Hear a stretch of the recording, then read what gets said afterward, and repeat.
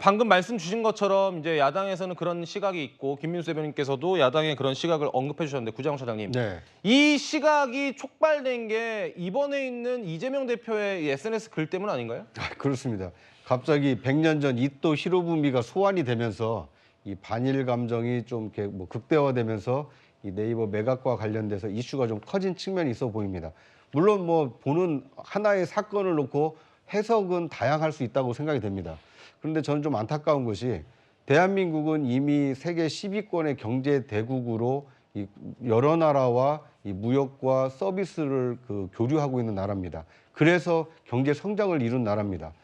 글로벌 대기업들이 활동을 하는데 정부나 정치권이 나서는 것이 도움이 될 때도 있지만 불필요하게 개입하게 되면 오히려 기업 가치에 훼손을 가져올 수도 있는 상황입니다.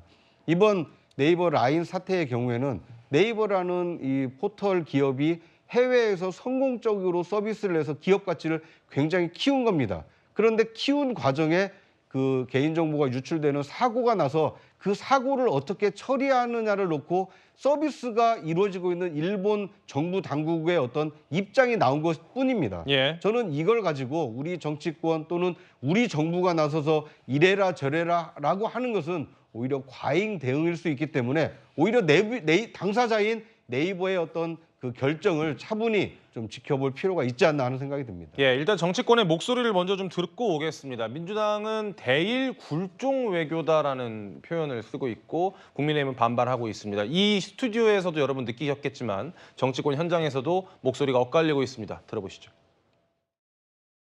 우리나라 기술 기반 기업에 대한 경영권까지 침탈하는 역사가 벌어지고 있는데요. 도대체 굴종적인 친일 외교, 아무런 실용적인 결과도 얻어내지 못하고 있는데요. 정부가 멍 때리고 있었다는 것은 분명한 왜곡이고요. 소부장 사태 때 죽창가를 불러서 그것이 문제를 실질적으로 해결하는 데 도움이 됐습니까? 아니면 악화시켰습니까? 황선미 위원님, 네. 왜곡시키고 있다. 네. 어떻게 보세요? 국민의힘에서는 그렇게 주장할 수 있겠죠. 그런데요, 이 국가, 정부가 국민의 생명하고 재산 지켜야 되는 거 아니에요? 네이버가 일본에서 13년 동안 키워온 기업입니다. 근데 여기에 대해서 과거에 2018년도에 페이스북에서요, 여기도 개인정보 유출이 있었어요. 그때도 일본 정부가 행정지도 했습니다. 하지만 지분 매각을 하고 압력한 적 없어요. 예. 그러면 한미일 동맹 그렇게 이 정부에서 외치고 있는데 왜 미국에 대한 거랑 한국에 대한 거랑 다릅니까? 저희는 거기에 대해서 정부가 너무 미온적인 입장을 보이고 있다라고 지적하지 않을 수 없고 보수 일간지에서도 사설로 계속해서 말을 하고 있어요. 거기에 대해서 정부가 반성해야 됩니다. 그리고 지난 과거 동안에 보면은 최근에 강제동원 판결에 대해서 일본 정부가 수용할 수 없다고 했어요. 우리 정부 항의했습니까?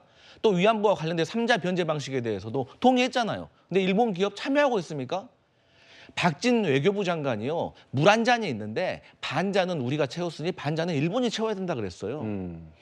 그런 어떠한 여러 가지 행동들을 봤을 때 지금 정부가 제대로 대응하고 있지 않냐. 여기에 대해서 민주당은 지적할 수밖에 없는 입장인 거죠. 말씀을 안 드릴 수가 없겠는데요.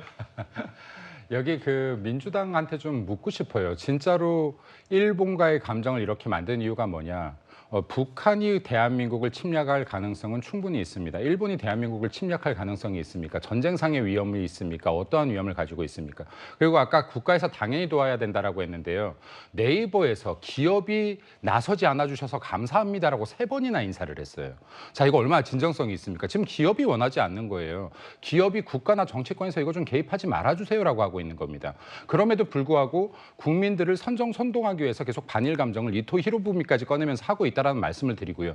제가 다시 드리고 싶은 말씀은 민주당도 이 거대 의석으로 이런 짓 할 시간에 제발 여당하고 어떻게 해야지 대한민국이 앞으로의 산업 경제에서 데이터 강국이 될 수 있는지, 어떻게 해야지 이 지금 데이터 전쟁에서 우리가 살아남을 수 있는지, 미래 산업들을 어떻게 해서 우리가 지금부터 키워낼 수 있는지를 고민해야 될 때다라고 생각합니다. 예. 지금 이 사건을 보고 정쟁으로 쓰겠다라는 머리뿐이 돌아가지 않는다라고 하면 진짜로 22대 국회에서도 미래가 없다라는 생각이 듭니다.